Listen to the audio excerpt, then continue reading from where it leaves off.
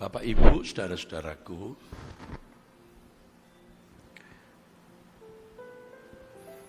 apakah Bapak Ibu pernah merindukan atau memimpikan satu kehidupan rohani yang normal di mata Tuhan?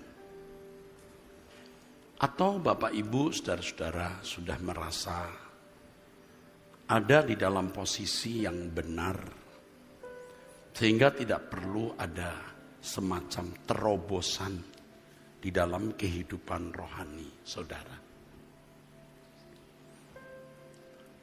Banyak orang Kristen yang merasa puas dengan kehidupan rohani yang dijalaninya, saudara.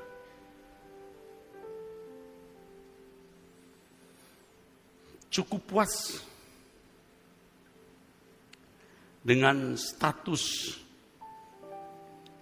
level kehidupan rohani yang dimiliki dan dijalani, saudara. Kalau di kantor, biasanya orang tidak puas dengan posisi yang telah dia duduki, mau lebih maju, karirnya lebih naik, posisinya lebih tinggi. Di dalam dunia akademis, orang tidak puas di stratum 1, mau stratum 2. Sudah stratum 3, mau sudah stratum 2, mau stratum 3, sudah stratum 3 mau jadi guru besar. Sudah guru besar masih ingin memiliki jabatan yang menguasai guru besar lain. Apalagi kalau bicara soal bisnis, saudara. Tidak puas dengan sejumlah uang, mengingini sejumlah uang lain yang lebih besar. Bisa memiliki bukan satu perusahaan, tapi perusahaan-perusahaan, entah itu anak cabang perusahaan atau perusahaan baru, yang bahkan mungkin di luar orientasi bisnisnya. Kalau untuk perkara-perkara dunia, untuk hal-hal fana, orang bisa tidak merasa puas, ingin terus mengalami peningkatan, bahkan terobosan-terobosan. Tetapi mengapa untuk kehidupan rohani seseorang tidak memiliki hasrat niat untuk moving to the next level, bergerak ke level yang lebih tinggi, saudara? Kenapa?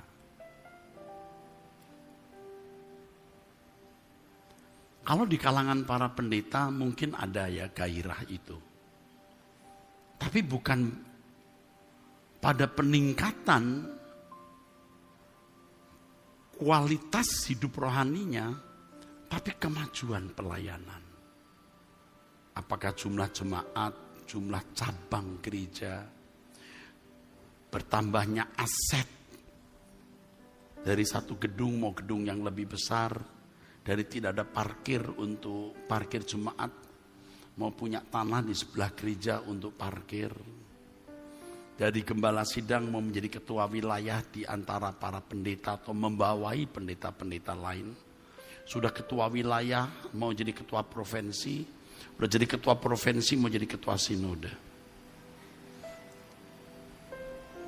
Saudara, fenomena ini jelas saya lihat. Dan saya termasuk di dalamnya dulu. Jadi mengerti gelora jiwa seperti itu, saudara. Tapi seiring dengan berjalannya waktu, makin mengerti kebenaran.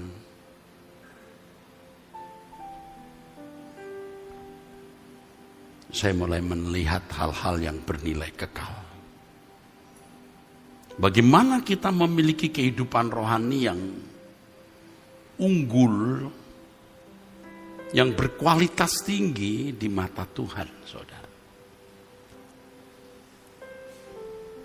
Dan saya mulai mengambil posisi atau memiliki positioning, ya. Saya memilih di kutub kekudusan, walaupun saya belum kudus sempurna. Tapi saya memilih di kutub kesucian. Karena dunia kita hari ini memang dunia yang mengkondisi orang untuk memilih. Tidak bisa ada di tempat netral atau di tempat mediokritas. Dunia kita ini dunia kita ini dunia yang mengkondisi adanya penampian. Seperti yang dikatakan dalam firman Tuhan, yang fasik berlaku fasik, yang kudus berlaku kudus. Terang-terangan, you mau di pihak siapa? Saya memilih di kutub kekudusan. Ya memang kedengarannya jadi seperti sombong. Ini pendeta kayak paling benar ya.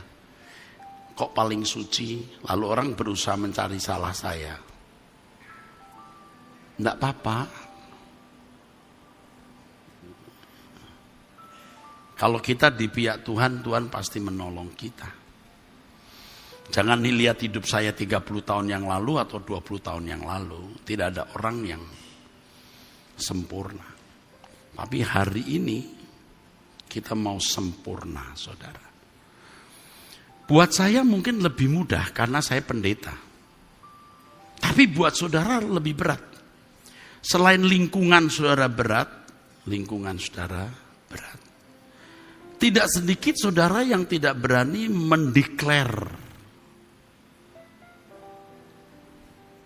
bahwa saudara mau di positioning kutub yang berlawanan dengan dunia. Ya. Selain kondisi dunia memang berat ya untuk dihadapi. Dunia kita rawan untuk iman Kristen, saudara. Untuk hidup di dalam kekudusan itu berat.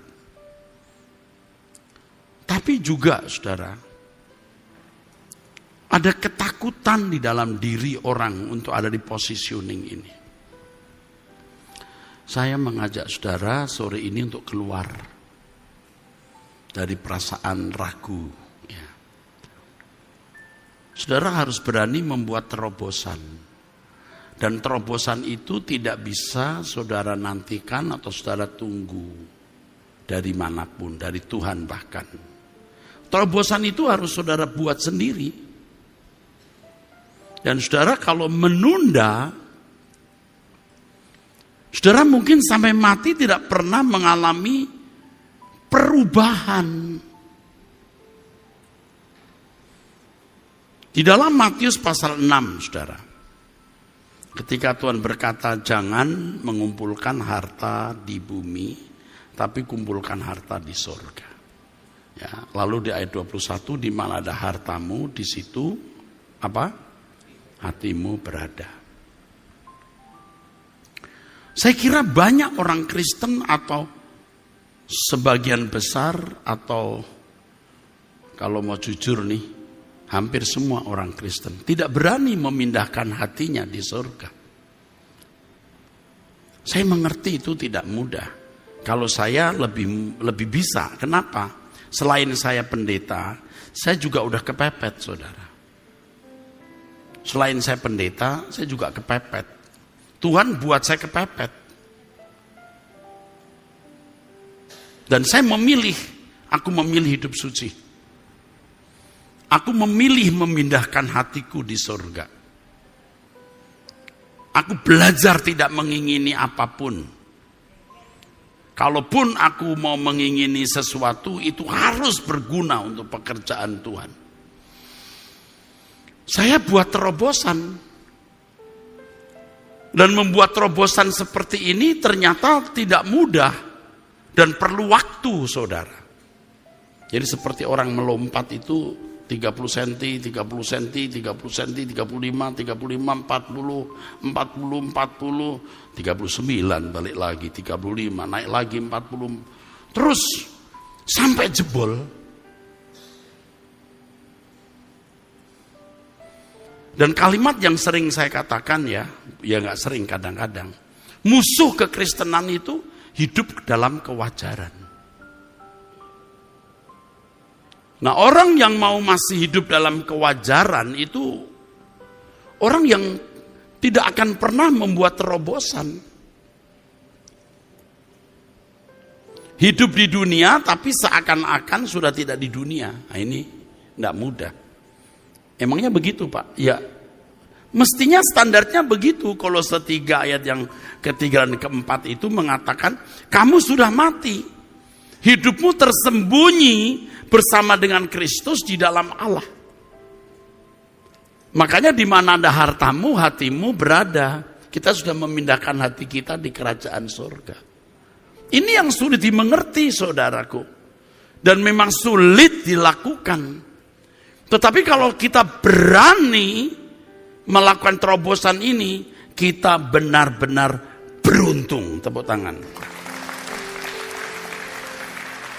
Kalau mau aneh-aneh sekalian, mau beda-beda sekalian. Kalau kasarnya mau tidak waras sekalian tidak waras di mata dunia. Mau gila-gila sekalian. Apalagi sudah umur seperti saya, menunggu apa? Mau apa lagi? Makan sudah tidak bisa banyak. Mau apa? Kekayaan seberapa senangnya? Mau seks seberapa? Kalau sudah mengerti, ya kita udah berhenti saja. Tapi masalahnya kami orang-orang muda gimana Pak? Oh begini nak. Kalau kamu tidak mengambil positioning hari ini, kamu pasti terbawa dunia. Pasti. Dan itu sebenarnya yang paling membuat khawatir hati saya, saudara. Makanya kemarin ada acara warrior kemarin itu, yang datang ada 800 lebih. Saya minta diadakan lagi nih. Anak muda paling rawan. Sudah kehilangan standar, saudaraku. Orang tua aja tidak jelas standarnya. Coba standar saudara apa? Kristen, datang kebaktian, selesai pulang. Lalu begitu lagi, hilang saudara.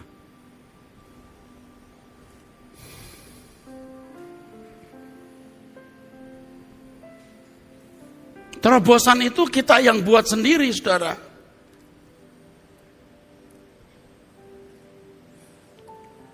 Bukan mau bangga diri ya atau sombong ya. Kalau sampai tiap pagi kita tidak pernah tidak berdoa, itu kalau sudah bukan orang nekat tidak bisa saudara. Tidur jam 5, setengah 5, jam 4 itu lagi nyaman-nyamannya tidur Pak. Itu kalau ngorok paling tinggi suaranya. Loh kok bangun loh coba. Rasanya kita itu nggak pengen bangun saudara. Paksa. Karena kita membuat terobosan belum doa. Beberapa waktu yang lalu kita doa puasa. Nanti kita akan doa puasa lagi. Ini karena kesibukan luar biasa ini. Tapi saya akan mengadakan puasa lagi. 30 hari misalnya. Itu kalau tidak nekat betul kita nggak bisa moving to the next level. Di mana ada hartamu, di situ hatimu berada. Kalau ada anak muda berani memiliki positioning itu, kamu tidak mungkin gagal hidup ini, tidak mungkin. Kamu tidak mungkin salah pilih jodoh, tidak mungkin. Tuhan pasti mengawal kamu. Kamu pasti akan menjadi manusia yang memiliki privilege, hak istimewa. Mau berkat tapi kamu nggak nekat, nggak bisa. Lalu bapak-bapak ya yang sudah umur, udah kita jangan harap apa-apa lagi dari dunia ini Pak. Minggu lalu saya dari Medan, besok ke Medan lagi saudara. Kami lagi mempersiapkan sekolah tinggi teologi di Medan. Tapi STT yang plus. Artinya kita ajari mereka bertani, agraria, dan lain-lain. Seperti juga STT kita lagi persiapan Pak. Kita lagi persiapan mesin jahit, lagi buka bengkel motor. Pak Agustinus lagi buka bengkel motor untuk workshop, gunting rambut. Supaya mahasiswa kita itu nanti kalau keluar udah bisa. Tadi juga lagi dibicarakan mahasiswa kita belajar semacam pilates itu. Yang nanti kalau dia bisa di daerah bisa ngajarin pilates atau semacam olahraga jenis apa gitu. Untuk kesehatan fisik. Nah waktu saya ke Medan itu ya. Saya dijemput oleh seorang bapak, pengusaha. Sebenarnya dia cerita ya, teman-teman itu nggak percaya dia bisa bertobat. Dia malam itu bisa mabok, bukan satu diskotik, bisa beberapa diskotik pindah, pulang pagi. Nggak ada yang berani, istri anak-anaknya nggak berani. Waktu saya di jalan, sempat anaknya telepon, "Pap, belum pulang." Ini tunjukin ke muka saya nih, Om Eras. Anaknya bilang gini, "Pap, jangan makan sembarangan ya, masih kecil loh." Aduh, saya terharu loh saudara. Tapi bapak ini dulu luar biasa jahatnya di hadapan Tuhan. Waktu mabok, dia itu dengar khotbah dan lagu saya, dia bertobat. Dia jemput saya dengan mobil bagus, mobil di atas beberapa miliar, duitnya banyak. Tapi dia sampai pada titik, tidak ada yang kita harapkan di bumi ini. Dia ambil posisi yang itu saudara, nggak kekurangan duit. Bersyukur dia ambil keputusan bertobat. Mau ngapain lagi? Setiap kali ketemu, Pak Tim mungkin kenal ya Pak ya, pengusaha itu ya. Ketemu di bandara, begitu ketemu langsung, "Tiada yang ku nanti lagi." Nangis ya. Tuh, Pak Tim ingetin saya, sambil nangis. Waktu kita nyanyi di mobil, nyanyi lagu ini dan lagu ini, nangis sih. Hatinya sampai remuk begitu. Nah ini terobosan, mau terus mabok, mau terus hidup dalam dosa, bisa. Tapi kalau dia mau bilang tidak, bisa juga.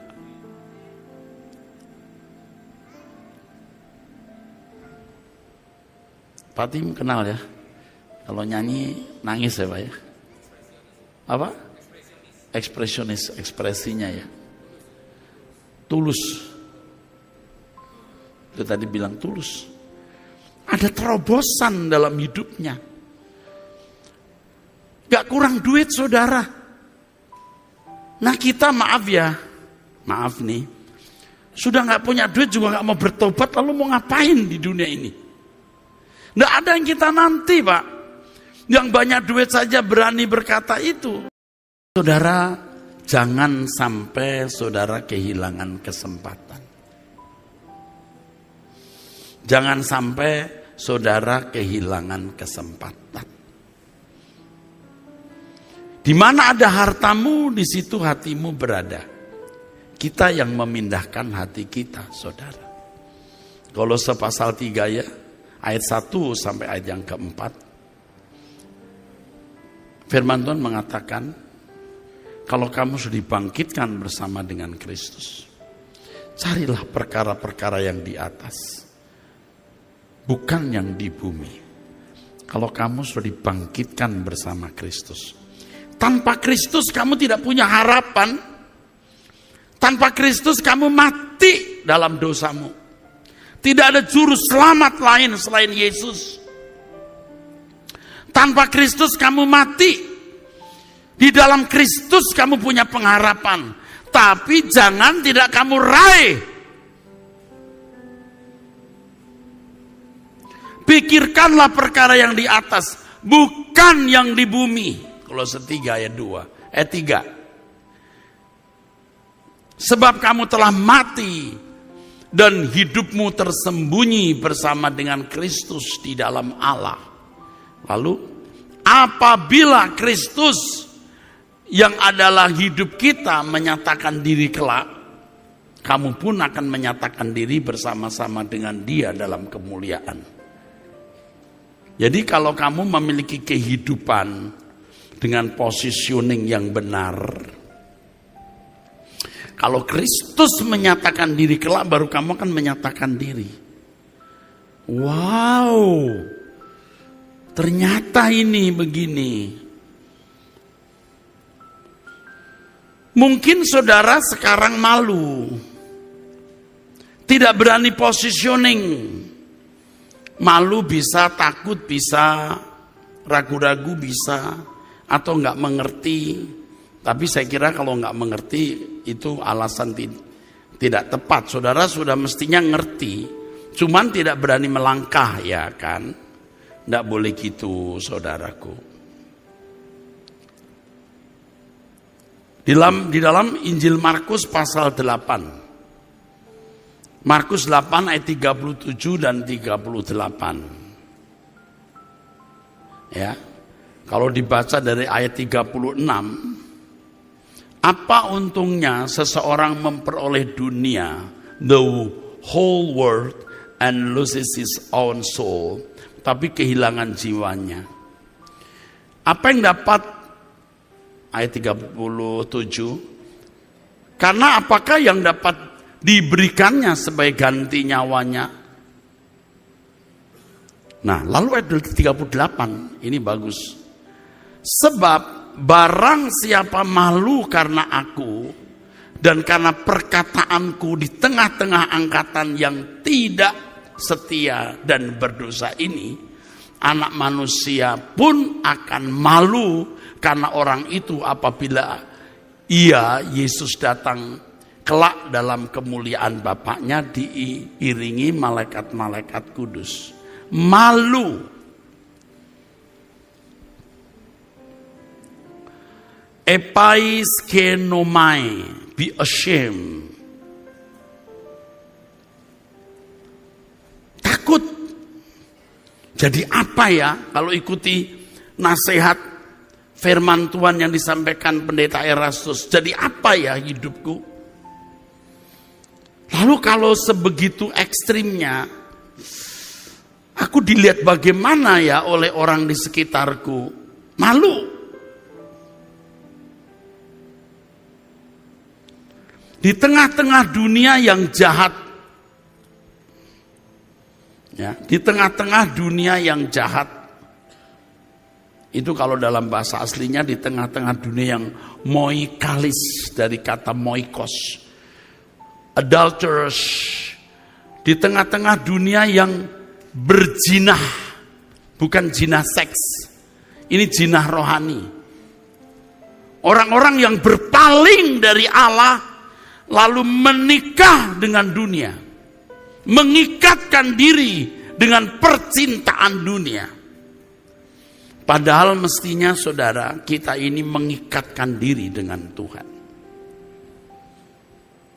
Firman Tuhan mengatakan, maka seorang laki-laki akan meninggalkan ayahnya dan ibunya dan bersatu dengan istrinya. Bapak ibunya saja ditinggal, saudara, apalagi yang lain. Artinya kalau dia pernah punya pacar 2-3 ya harus ditinggal semua. Nikah dengan yang satu ini.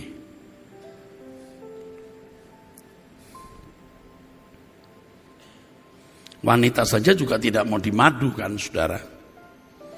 Kalau kau mau menikah dengan aku, ya aku saja, jangan masih jalan dengan si itu gitu. Tuhan mau kalau Anda mau jalan dengan Tuhan, jalan dengan dia. Saudara masih bekerja, cari nafkah, punya keluarga, dan melakukan semua kegiatan hidup. Tapi hati saudara harus melekat. Melekat dengan Tuhan melebihi kelekatan saudara kepada siapapun dan dengan siapapun. Ini terobosan, saudara. Terobosan. Saya bukan mau sombong, saya lakukan itu. Lompat 30 cm, 40 cm, terus sampai 2 meter terus. Jadi makin bisa meninggalkan. Saya mengajak saudara untuk berani melangkah. Makanya nasihat saya yang terus saya sampaikan, ubah rutinitas hidupmu. Biasa bergaul dengan siapa yang kira-kira itu tidak mempengaruhi positif. Cut. Tontonan, kebiasaan, hobi yang itu tidak membuat saudara mengasihi Tuhan, buang. Yang tadinya bangun siang, bangun pagi berdoa. Rutinitas hidupmu berubah, terobosan baru tercipta. Dan saudara tidak akan pernah menyesal karena kesempatan ini sekali untuk selama-lamanya. Panjang, kekal. Orang-orang muda harus berani militan. Kristen macam apa yang saudara harapkan?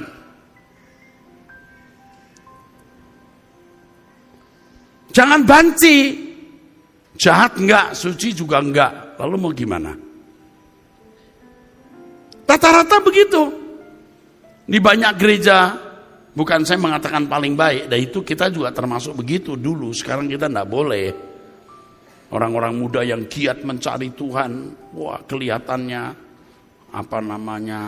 begitu antusias memuji Tuhan di gereja. Hidup hari-harinya belum terpisah dari dunia. Masih sama.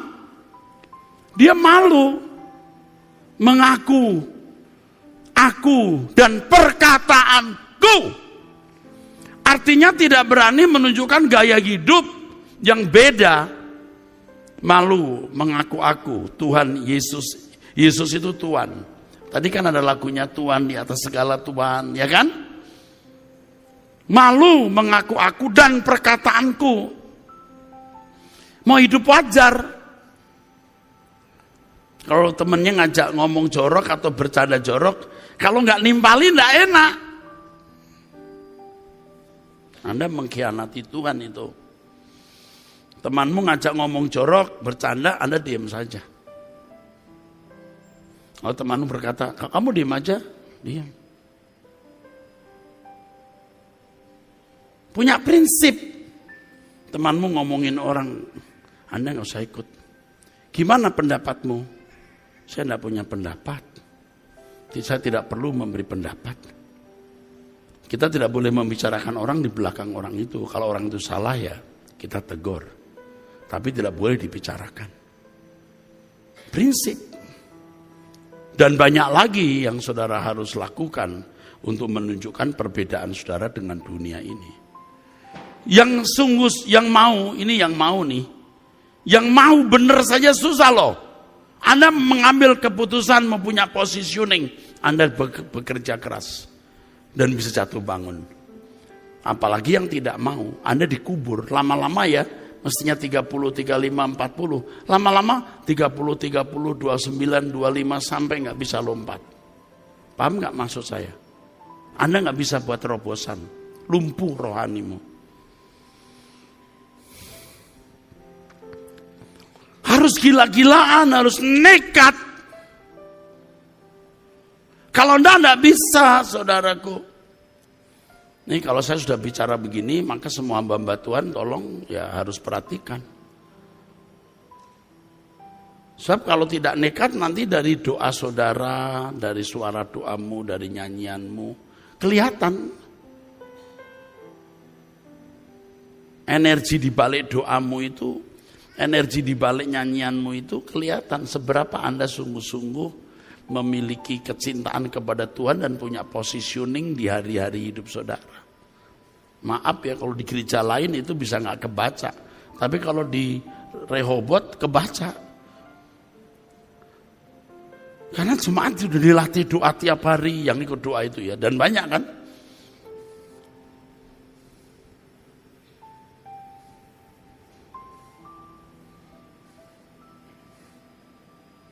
Kalau saudara misalnya nyanyi ini ya, misalnya ya.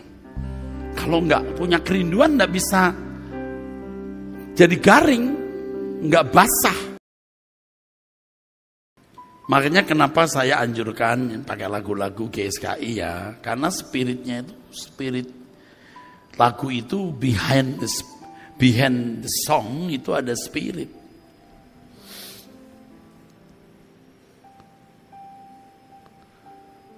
Bapak Ibu tuh kalau sampai tidak berani buat terobosan, kasihan. Anda mati, Anda gemetar. Di hadapan Allah itu gemetar. Gemetar, Anda ketakutan, pasti. Anda tidak memenuhi tugas hidupmu. Anda diberi hidup itu bukan gratis, ada harga yang harus dibayar. Apa itu harganya? Melakukan kehendak Bapa.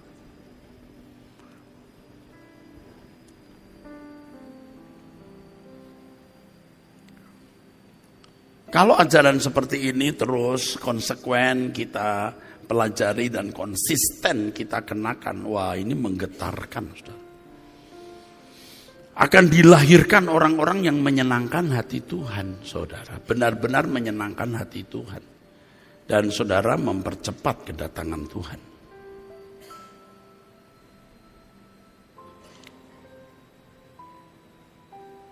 Saudara pikir saya main-main ngomong ini? Hanya karena mau orator, diplomasi, atau mau khutbah. Saya kasihan lihat saudara, serius. Saudara itu banyak yang tidak berani melangkah. Kalau orang Jawa bilang, kowe golek opo? Kamu nyari apa? Mau nyari apa kamu hidup ini? Mau kaya seberapa senangnya? Dari mobil murah ke mobil mewah, lalu mau apa lagi? Dari rumah di Menteng Pulau, lalu di Menteng Jakarta Pusat, lalu mau apa? Lalu mau apa lagi? What next? Jangan dibohongi setan. Hidupmu singkat. Dan kalau saudara berani punya positioning, Anda punya privilege. Anda anak Allah yang menjadi kekasih Tuhan. Anda pasti diperlakukan istimewa. Bukan hanya Anda. Orang yang saudara kasih pun diperlakukan istimewa oleh Tuhan.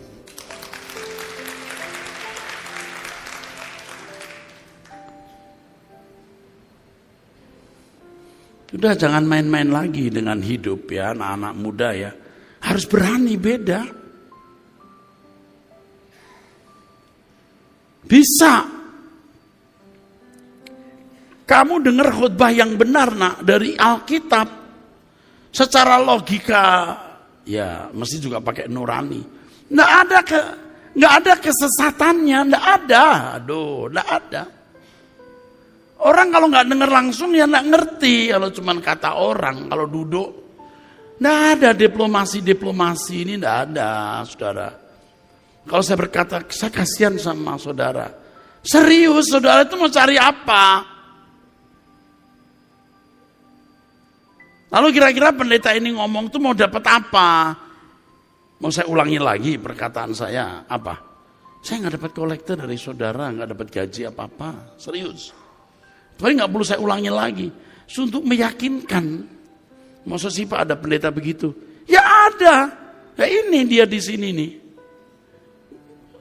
Ini semua pejuang-pejuang hebat saudaraku. Jangan saudara tidak nurut. Ini Bapak ngomel nih. Bukan ngomel Pak, prihatin Pak, cemas Pak. Bahaya Pak. Bu, bahaya.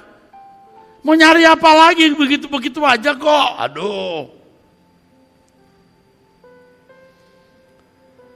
Kalau kita lagi mau memiliki itu loh yang 24 jam di hadirat Allah.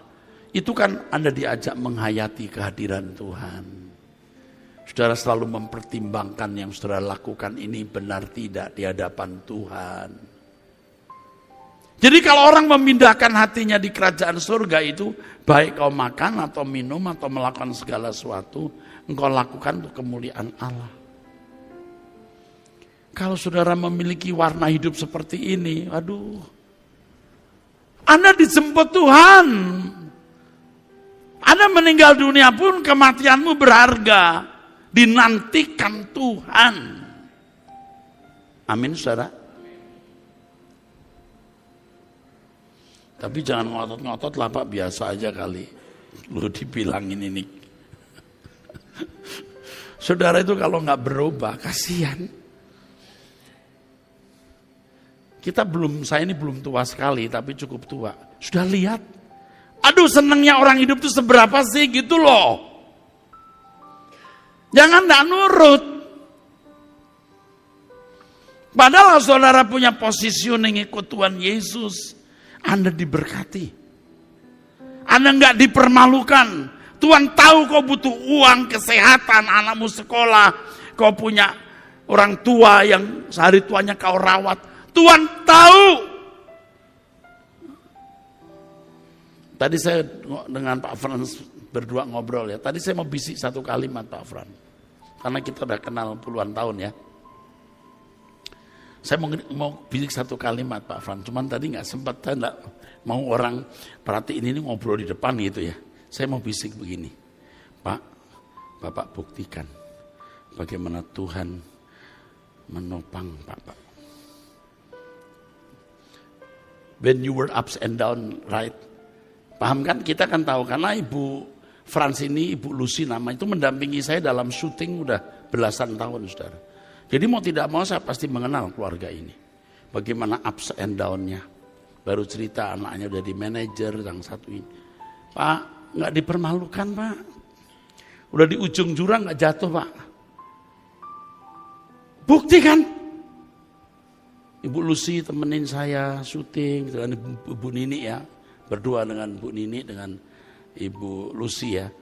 Pagi-pagi datang udah bawa kue atau nasi uduk untuk kita makan. Kalau kita syuting luar kota dibawain makanan. Anda pikir Tuhan gak memperhitungkan, anak-anaknya pun diberkati. Oke, boleh tepuk tangan.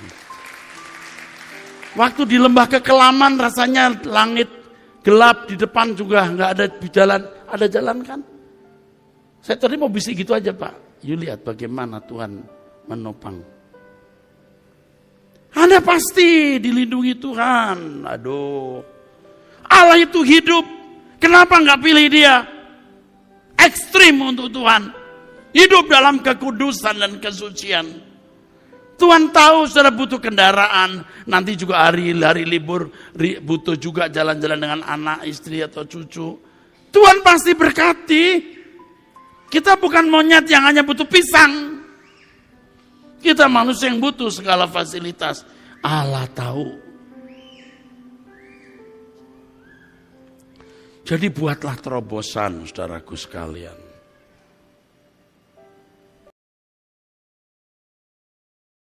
Anak muda, saya beritahu kalian ya. Yang masih muda, mulai masuk dewasa muda atau pasangan muda. Kamu gak bisa hidup tanpa Tuhan. Yang punya pasangan, yang sudah punya pasangan hidup, anaknya masih kecil. Kau tidak bisa jaga anakmu 24 jam, tidak bisa kamu. Anda punya orang tua, Anda ingin orang tuamu bahagia di hari tuanya. Engkau gak akan bisa bahagiakan dia. Tuhan yang bisa mengatur semua. Jadi kalau saya ajak saudara untuk ekstrim di dalam Tuhan, untuk ambil positioning itu, wah, itu demi kebaikan saudara. Saudara paham yang saya sampaikan? Saudara mengerti? Jangan ragu-ragu. Bapak Ibu yang sudah umur seperti saya di atas 60 tahun, 64, 65 ya. Ayo kita ambil positioning aja. Rubah rutinitas hidup saudara. Yang muda-muda, kamu punya masa depan di tangan Tuhan. Kamu datang setiap hari Minggu jam 4 di sini. Bawa teman-temanmu. Mari saya bawa kamu ke pendeta yang menunjukkan jalan yang benar.